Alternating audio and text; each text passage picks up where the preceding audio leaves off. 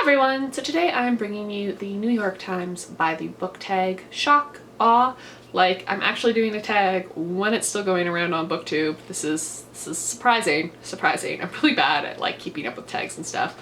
I feel like I've been tagged in this. I can't remember who tagged me, but yeah, I'm gonna do this anyways because it seems like a fun one. So question number 1 is, what book is on your nightstand right now? I don't currently read in bed all that much, so I don't have anything on my nightstand. But yeah, since I got my like new reading chair and like my little reading nook set up, I've been reading there instead of in my bed.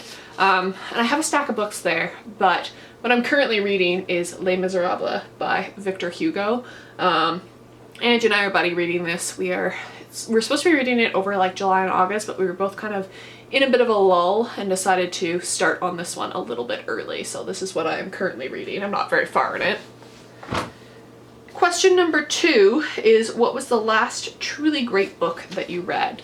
There's been quite a few 5-star reads for me this year. I think I have a total of like 6. And well, I think some of my more recent ones, they're more emotional connections rather than the style is fantastic kind of reads. Like I've really connected with the characters, I've really connected with the story. It's books that I haven't want to put down, but I'm taking this as more like great in that it should be held up as like a pinnacle of literature. And so that would be Bleak House by Charles Dickens. I think the way that Dickens weaves together the narrative in this, like even though I absolutely love David Copperfield, Nicholas Nickleby is fantastic, they're a little bit more simplistic. I think the dual narrative in this just really brings it to a whole other level for Dickens writings. This isn't for everyone. It is a little bit of a harder read than some of his other works, but I just think that like it kept me so engaged. I read it so quickly. I just really loved this. I can understand why there's a ton of characters and you would kind of struggle to keep up with it, but it's definitely worth the effort. This is a book that you kind of have to work at a little bit, so that's why I'm going to say it for that question. Question number 3 is, if you could meet any writer, dead or alive, who would it be and what would you want to know? Oh god, this is a really hard question. Like, because on one hand, Jane Austen, obviously. Jane Austen is like probably my favorite author. Like, as much as I love Tolkien, I think Austen definitely trumps Tolkien. But then I'd also want to like ask Charlotte Bronte why she was such a dick to Anne, because like I love Charlotte but I love Anne more, and she had a really negative impact on Anne's like reputation, so I'd be really curious to ask her, or like Elizabeth Gaskell. Oh yeah, I can't pick one author. I would want to talk to all of my like favorite female authors. Question number 4 is, what books might we be surprised to find on your shelves? I have 2 here. So the first one is a copy of The Fault in Our Stars by John Green. As you guys know, I'm a classics person. Also, what's even more surprising about this is that it is a signed version of John Green's The Fault in Our Stars. Now, I won this in a Twitter competition. I think I did. It was one of those like, retweet this and you could win, and I actually won this like a couple of years ago. And I don't hate John Green, and I don't hate The Fault in Our Stars. I don't think it's like good literature, like great literature, but it's engaging, and you know, it does the thing where it purposely tugs on your heartstrings, which in a way is kind of annoying and cloying, but I mean, it serves its purpose. It's, you know, it is what it is. But yeah, that's on my shelf. I also have, my signed bookshelf is just really weird because this is also from it, a signed copy of The Blood of Olympus by Rick Riordan. I kind of like the Percy Jackson series. I'm gonna show the signing because it's cool. I like the fact that this is signed, because they actually include a lot of like mythological things that aren't, you know, the standard fare. So yeah, like they've got the 100 Handers of Braceres and stuff like that, which I find really interesting. Like they're fun reads. Like they're not, you know, they're not great literature, but they're engaging and they're getting people to read, so I have nothing against them. Question number 5 is, how do you organize your personal library? Currently, it is organized by like publisher type. So I've got like all my drop caps here, all my Penguin cloth bounds. Back here I have some of my Penguin English Library ones, which are the ones that currently need to be read. Over here I've got my Penguin Horror and my F. Scott Fitzgerald. On like my big bookshelf I've got all my Black Spines together, all my Penguin Modern, all my Penguin English Library, all my Oxfords are together, all of my like Tolkien books are together, all my signed books are together, and I think that the cubes kind of really lend themselves to that. I'm not sure how I'm gonna organize my shelves when I get new bookshelves when I move. I'm thinking I'm gonna try alphabetically by author. It's gonna not look as pretty.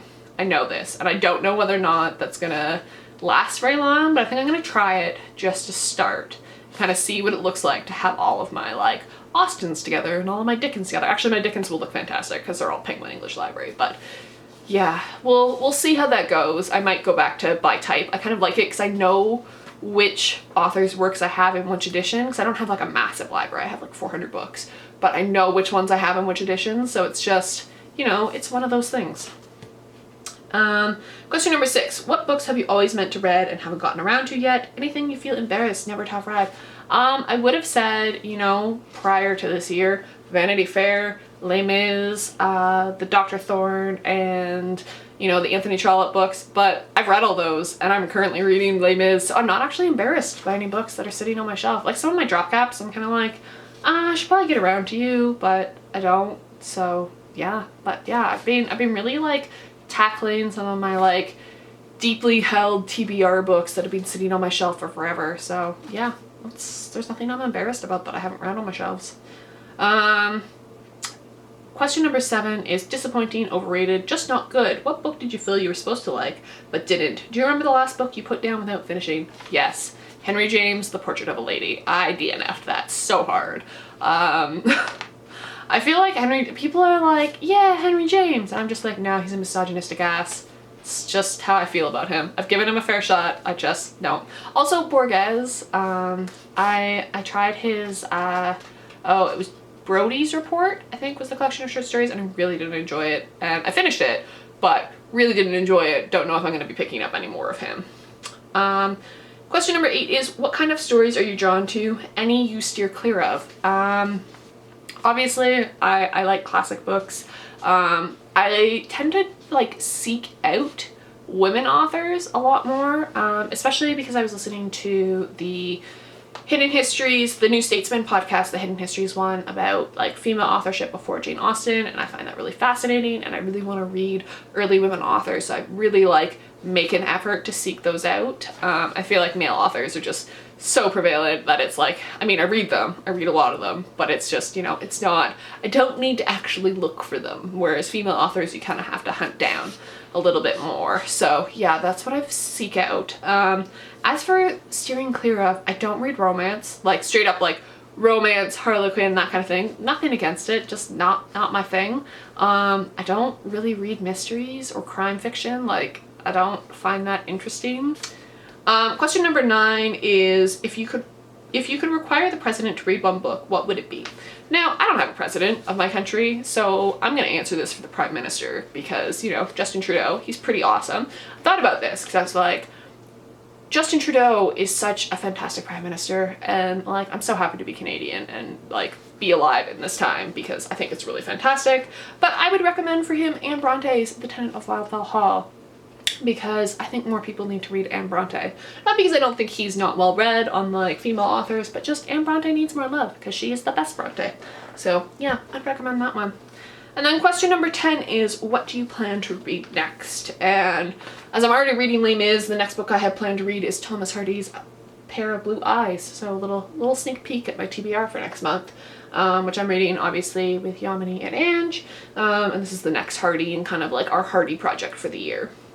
So that is the New York Times by the book tag. I hope you guys enjoyed this. Let me know in the comments down below if you guys have done this tag or if you want to do this tag. I tag everyone. Specifically, I'll tag Ange, Yamini, and Katie, and Tanya, and anybody else who hasn't done it yet. But yeah, if you want to do this tag, this is me tagging you. So yeah, I'll see you guys later. Bye.